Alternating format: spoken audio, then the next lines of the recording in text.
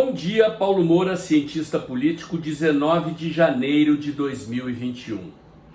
E saiu a mais recente pesquisa XP e PESP avaliando índice de aprovação do governo do presidente Bolsonaro, ranking eleitoral para 2022 e a percepção da população em relação ao noticiário. Já sei que muitos de vocês dizem que não acreditam em pesquisa. Quem acompanha o canal sabe que eu acredito, que eu analiso, embora eu não atribua valor absoluto às pesquisas para efeito de compreensão do que se passa na conjuntura, mas acho que elas servem sim de um termômetro para a gente avaliar o humor da população. Vamos aos números. Em dezembro, 20 de dezembro, quando a XP fez a pesquisa anterior, o índice de ruim e péssimo do governo era de 35 e subiu para 40. O índice de ótimo e bom era 38, caiu para 32. Um belo tombo, como se vê. No entanto, o presidente, embora tenha perdido alguns pontos, segue liderando folgadamente o ranking eleitoral para 2022. Bolsonaro aparece com 28%, Moro com 12%, Ciro e Haddad com 11 e os demais candidatos, a XP embolou lá todos juntos porque tem desempenho ridículo, irrelevante e desconsiderável.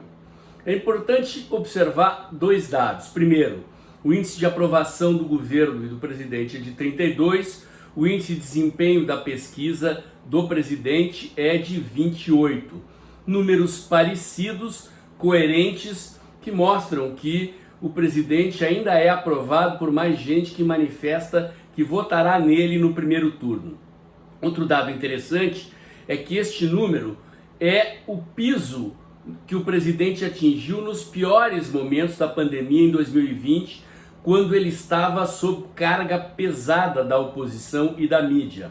O presidente nunca baixou de 27, 28 pontos percentuais na liderança das pesquisas, e nunca deixou de ser o líder das pesquisas para a eleição presidencial. Nada a preocupar-se excessivamente, portanto. É bom observar e é coerente que isso esteja acontecendo.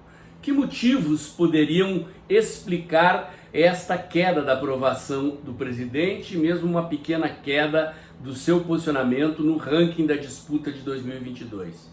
A primeira explicação a própria XP dá num gráfico que eu vou botar aí, que mostra a percepção que a opinião pública tem do noticiário. Observem lá que em dezembro 45% das pessoas achava que o noticiário era mais negativo do que positivo e hoje apenas 12% acham que o noticiário é mais positivo que negativo. O mais interessante nesse gráfico não é isso, é observar que apenas em janeiro e fevereiro de 2019, os dois primeiros meses do mandato do presidente, a população percebia o noticiário como mais positivo que negativo. Ou seja, a partir do terceiro mês de mandato do presidente até agora, a população acha que o noticiário é infinitamente pior sobre o governo do que melhor. Ou seja, uma das explicações para a queda da popularidade do presidente está aí. Ele continua tomando porradas diárias de todo o noticiário, quase unanimemente. Tinham dado uma aliviada agora na virada do ano, voltaram a bater com essa história de fazer pressão sobre a vacina. Portanto, o presidente nunca teve folga da mídia, que se comporta como um partido de oposição. A única coisa que variou ao longo do tempo é o grau de intensidade com que a mídia bate e com que a população percebe essa batida. O segundo motivo, eu já expliquei aqui, é o fim do auxílio emergencial e o fim do socorro às empresas vítimas das quarentenas. O dinheiro no bolso das pessoas escasseou e isto sempre, em qualquer lugar do mundo, afeta negativamente a percepção dos governos. É importante levar isso em consideração. Portanto, as pesquisas mostram, que os segmentos de baixa renda que eram beneficiados por esse auxílio e que apareciam nas pesquisas anteriores como aprovando o governo e o presidente, agora desaprovam. Portanto, faz sentido que isso esteja acontecendo. O terceiro motivo é, de novo, problemas de comunicação do governo.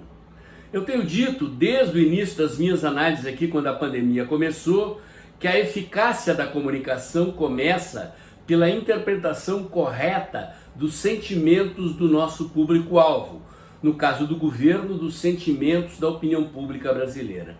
Desde que a pandemia começou, dois problemas amedrontam a população: o medo da morte e o medo de perder o emprego ou de falir. O presidente fez uma aposta, priorizou o medo de falir e de perder o emprego e minimizou o medo da morte.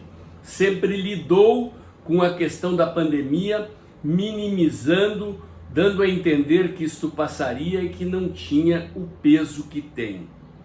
O presidente até pode achar isto, o problema é que a maioria das pessoas não acha.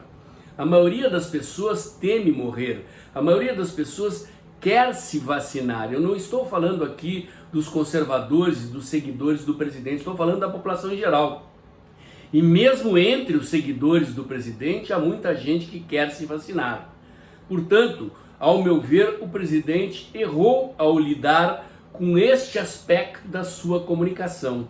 Deveria ter dado tanta importância quanto deu para a questão da preservação dos empregos e das empresas, a questão do medo da morte que as pessoas têm e aos cuidados que elas deveriam ter para não morrerem, e as políticas públicas que o governo defendeu e defende, liberando verbas, importando equipamentos, baixando imposto de medicamentos, equipamentos hospitalares, enfim, o governo tem serviço para mostrar. Fez o que podia, o que foi permitido pelo STF, o governo fez. No entanto, não é percebido desta maneira, as pesquisas confirmam. O governo errou desde o início na comunicação em torno desta questão da pandemia. Agora, o preço apareceu, mas repito, eu não absolutizo números de pesquisas.